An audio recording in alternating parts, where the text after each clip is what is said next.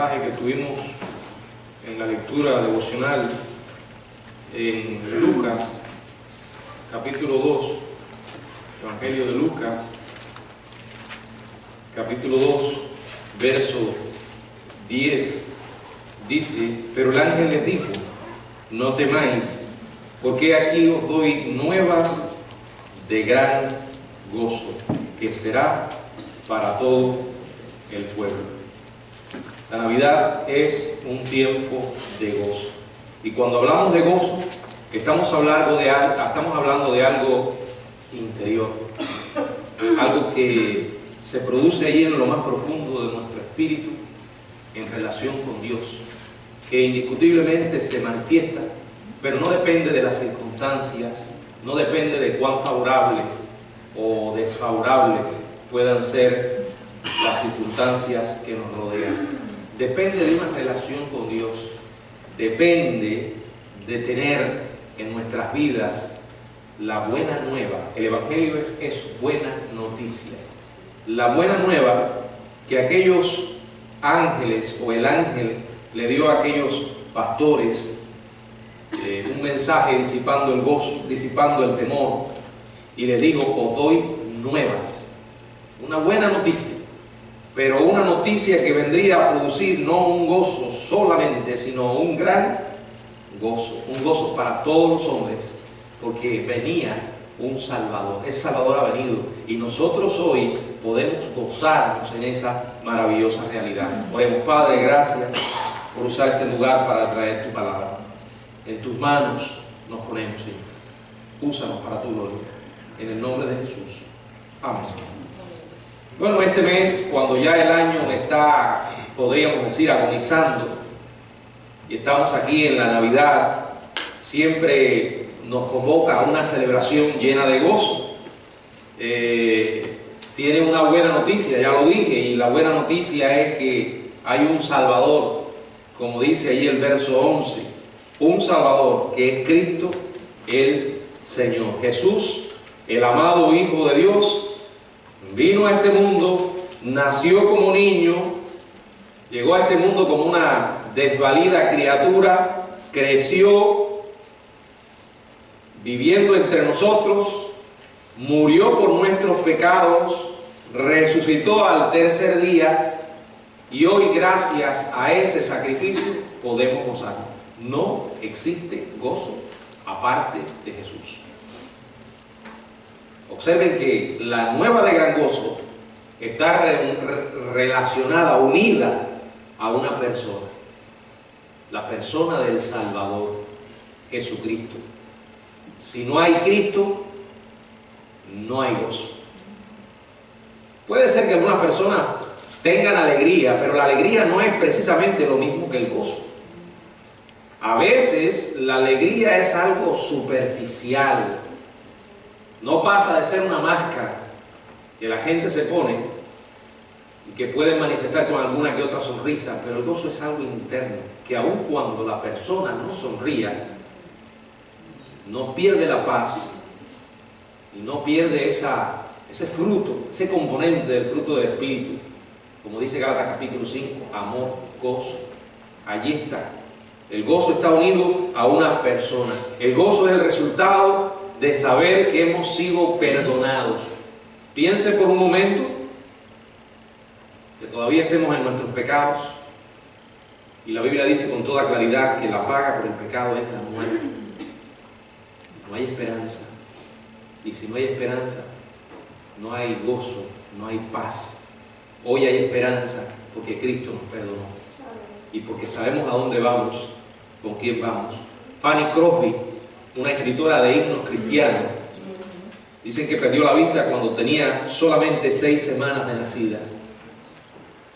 Murió a los 90 y pico de años, y hay muchos himnos que fueron compuestos por ella.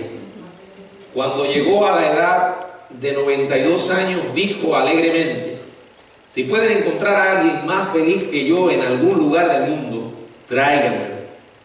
Me gustaría mucho poder estrechar su mano. ¿Cómo era posible?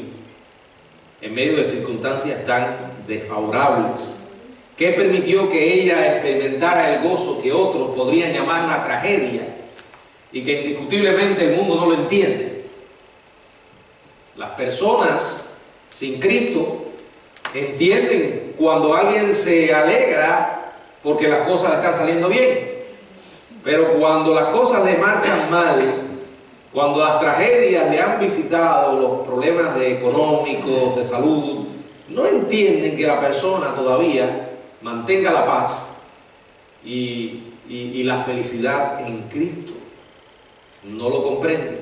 Claro, esta mujer pudo regocijarse porque ella a muy temprana edad aprendió lo que significa regocijarse en el Señor, tal como escribió Pablo a los filipenses en esa hermosa carta llamada la carta del gozo, ¿verdad? Donde el tema del gozo inunda toda esta epístola, cada capítulo, y ahí específicamente en el capítulo 4 dice Pablo en el verso 4: regocijaos en el Señor siempre. Otra vez digo regocijaos. Y aquí encontramos lo mismo que ya analizamos en el mensaje de la Navidad. La fuente de gozo es Jesucristo.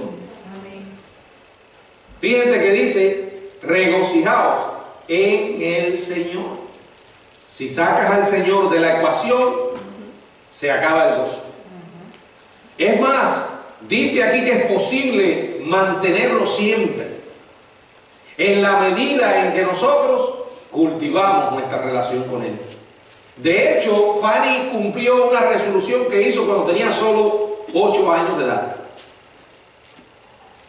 Dijo: cuántas bendiciones disfruto que otros no pueden tener. Llorar y suspirar por ser ciega no puedo y nunca lo haré. Bueno, esa es la actitud de alguien que entiende que en este mundo está de paso. Algunos han sido favorecidos, hemos sido favorecidos con salud, ¿verdad? Podemos desarrollarnos de una manera natural, no hay impedimentos grandes, pero otros no han nacido con esa, podríamos decir, esa oportunidad por alguna razón. Para ellos quizás la vida se limite a estar en un cuarto, postrado en una cama. Bueno, la realidad es que sería una condición, podríamos decir, desesperada si solamente existiera eso, pero la Biblia nos ofrece una esperanza. Y una y otra vez nos recuerda que estamos en este mundo de paso. Pablo dijo: pues tengo por cierto que las aflicciones del tiempo presente no son comparables con la gloria venidera que en vosotros ha de manifestarse. Él pudo decir: para mí el vivir es Cristo y el morir es ganancia, porque entendía que era lo que venía con Cristo. Claro, nosotros vivimos aferrados a este mundo, y si no cultivamos nuestra relación con Dios, si no vemos a Dios de manera real en las páginas de la Biblia y en nuestra experiencia, no va a estar nuestra fe a ese nivel. Pero siempre es posible gozarse en el Señor, en quien Él es, lo que ha hecho por nosotros, lo que hace y va a seguir haciendo. Ahora, ¿cómo podemos mantener ese gozo? Estoy hablando a cristianos. Vuelvo a decir, todo está unido a la persona de Cristo. Algunas personas por ahí dicen: en un tiempo cuando creí, cuando recién entregué mi vida a Cristo, yo tenía gozo, ahora no. Bueno, la buena noticia es que el gozo se puede recuperar. Y por eso hay que mantenerse unido a la fuente misma de gozo, que es Dios. Como dice la palabra, porque el gozo del Señor es mi fortaleza. Y Jesucristo dijo: os he dicho estas cosas para que en mí tengáis gozo, tengáis paz. Ese es el resultado de tener a Jesucristo. Sin Él no es posible, repito, mantener una vida gozosa. Por eso lo primero es cultivar nuestra relación con Dios. Él nos salvó, pero ese fue solo el comienzo de un maravilloso andar con Él por toda la eternidad. Es un andar que comienza y no termina. Nosotros creemos que la salvación no la perdemos. Ahora sí puede suceder que en un momento determinado estemos en una relación con Dios más favorable y en otras no tanto. Depende de nosotros, no de Dios. Él está ahí y la Biblia dice que Él no cambia. ¿Estamos dispuestos a buscarle en serio todos los días? Inmediatamente después de que Cristo dijo a sus discípulos que guardaran sus mandamientos y que permanecieran en su amor, dijo lo que aparece en el Evangelio de Juan, en el capítulo 15, donde él tuvo el discurso sobre la vid verdadera, y dijo allí en el verso 11, lo que acabé de decirle: estas cosas os he hablado para que mi gozo esté en vosotros y vuestro gozo sea cumplido. Dice: mi gozo en vosotros. Como resultado dice: estas cosas os he hablado. Para nosotros, la palabra, esto es lo que ya él ha hablado, y ella es la fuente que nutre nuestra vida espiritual. ¿Qué es necesario? Guardar sus mandamientos, permanecer en su amor. También dice la palabra en el Salmo 25, en el verso 14, Salmo 25, verso 14: la comunión íntima de Jehová es con los que le temen, y a ellos hará conocer su pacto. La desobediencia, el pecado, nos roba el gozo. Nos roba el gozo. El que teme a Dios y le obedece es aquel que tiene comunión íntima con Él. Y cuando nosotros estamos controlados por el temor a Dios, no seremos controlados por el temor al hombre, por el temor, ni por el temor a las enfermedades, ni por el temor al futuro, porque el Señor nos promete una y otra vez que no nos va a abandonar. La Biblia está llena de maravillosas promesas al respecto que usted y yo conocemos, y muchísimas veces nos han sacado adelante cuando las crisis han sido inmensas y cuando humanamente no teníamos esperanza. Es sumamente importante cultivar nuestra relación con Dios. Acuérdense, cuando usted ora, le habla a Dios. Y cuando usted lee la Biblia, Dios le habla a usted. Por eso no puedo entender, aunque trate de asimilarlo, que los cristianos nunca lean la Biblia. ¿Cómo Dios nos habla? Él nos habla por su palabra. Y esa es la relación. Ahora, de eso depende lo demás que voy a mencionar. Y es un producto, cada una de estas cosas son productos de esa relación con Dios. Ya dijimos, cultivar nuestra relación con Dios. En segundo lugar, mantener una actitud de gratitud, un corazón agradecido por lo que sí tiene, en lugar de quejas por lo que no tenemos. Y cuando uno es agradecido, hay una fuente que está abriendo de gozo. Puede ser que una actitud de gratitud no cambie las circunstancias, pero siempre nos va a cambiar a nosotros. Y si uno se pone a considerar en todas las cosas que tenemos, que nos vienen de nuestro Padre Celestial, como dice la misma Biblia, toda buena dádiva y todo don perfecto viene del Padre, viene de Él. Y cuando nos ponemos a considerar esto, tenemos que estar agradecidos. Una de las razones principales por las que el pueblo de Israel no entró en la tierra prometida fue por sus continuas quejas. Recuerdan, constantemente murmurando, constantemente quejándose. Y eso es un pecado que ofende a Dios. El salmista dijo allí en el Salmo 103,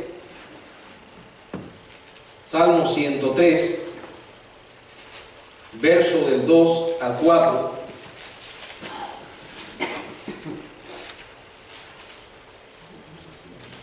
Bendice, alma mía, a Jehová, y no olvides ninguno de sus beneficios. Son muchos. Él es quien perdona, ahí menciona los primeros, ¿verdad?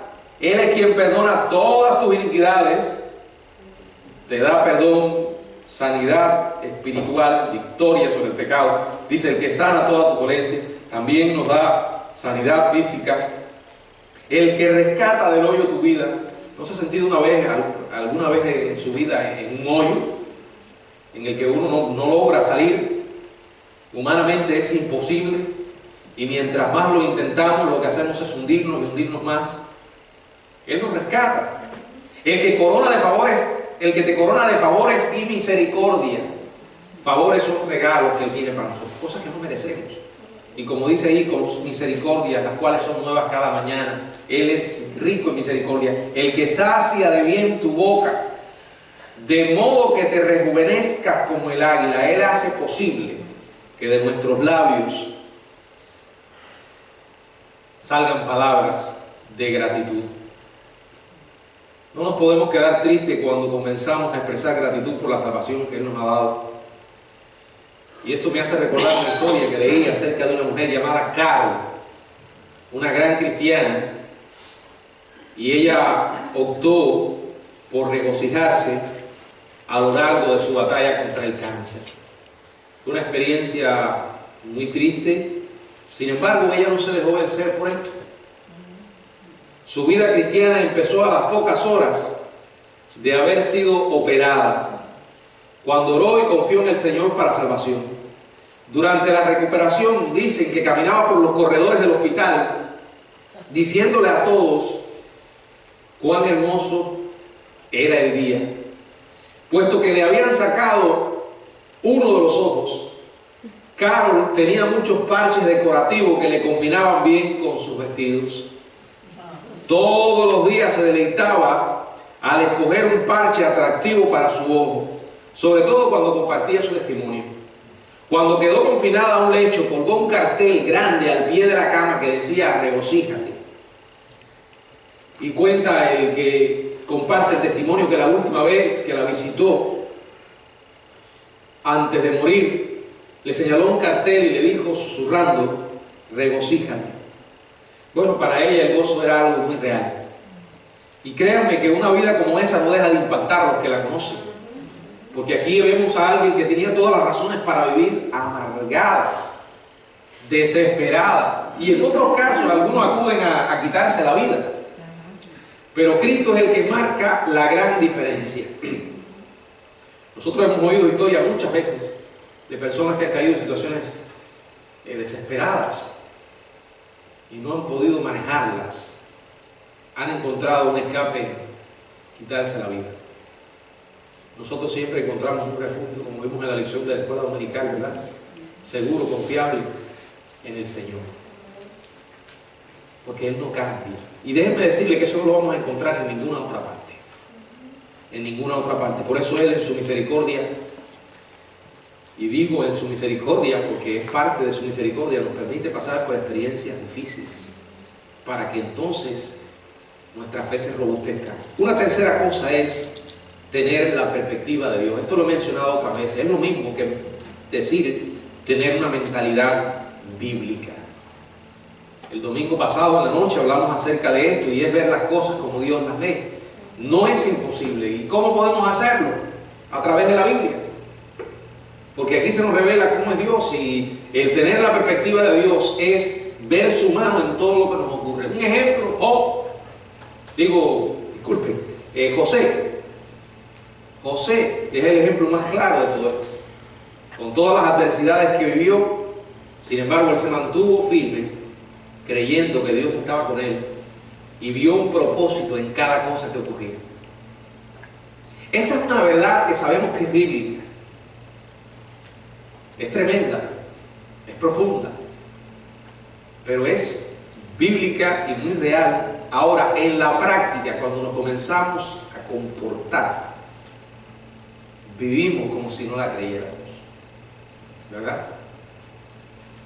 Es cierto que Dios no apoya el descuido, como decía el hermano Rolando, la negligencia. No debemos tentar a Dios, no debemos probar a Dios.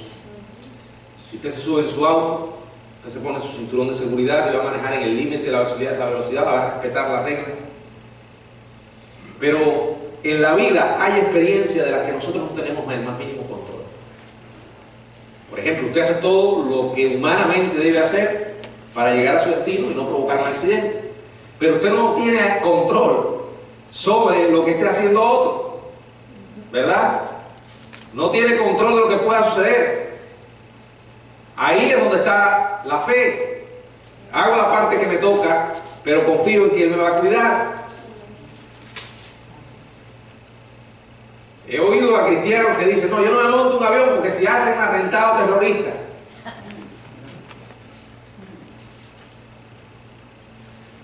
Es una posibilidad, siempre hay una posibilidad de eso y de otras cosas. Pero, ¿y dónde está nuestra fe? Si usted se pone a hacer ese análisis, entonces no puede salir de su casa a nada. Y se entiende de una manera lógica que una persona sin Dios piense de esa manera. Pero un cristiano, su mano está en todas las cosas. Las cosas buenas y aquellas que nos parecen malas desde la perspectiva humana, como he dicho otras veces. Podemos ver aún en el sufrimiento y las aflicciones su mano, porque son temporales y porque Él los permite con un propósito santo para bien de aquellos que le aman. Como dice la palabra, todas las cosas le ayudan a bien a aquellos que le aman. Eso es ver, o eso es tener la perspectiva de Dios. Eso es pensar bíblicamente. Y algo más que quiero dejarles, que nos puede ayudar a mantener el gozo, porque en realidad creo que es una de las cosas que más ataca al gozo, y es las relaciones humanas. Por eso desarrollar buenas relaciones interpersonales nos pueden ayudar. No sé si a usted ha sucedido, pero cuando tiene un conflicto con alguien, a veces puede llegar a estorbar su relación con Dios, y como consecuencia va drenando allí el gozo hasta que no resuelva el problema. ¿Por qué? Porque es pecado. Y los seres humanos somos bien difíciles, todos. Y cuando tenemos que relacionarnos de una manera íntima unos con otros, siempre existe la posibilidad de un conflicto. Por eso tantas veces la Biblia dice, sobrellevaos los unos las cargas de los otros, sopórtense unos a otros, perdónense unos a otros. El Señor nos ha hecho de tal forma que necesitamos relacionarnos, aunque a veces se nos haga difícil. Tenemos que buscar a alguien de una manera muy especial, como un amigo. Sabemos que está Cristo, pero esas relaciones con otras personas nos pueden ayudar muchísimo en este andar terrenal. Y cultivar esas relaciones para orar, para preocuparnos unos con otros. Vale la pena. La Biblia dice en Santiago, en el capítulo 5, verso 16, Santiago 5, 16.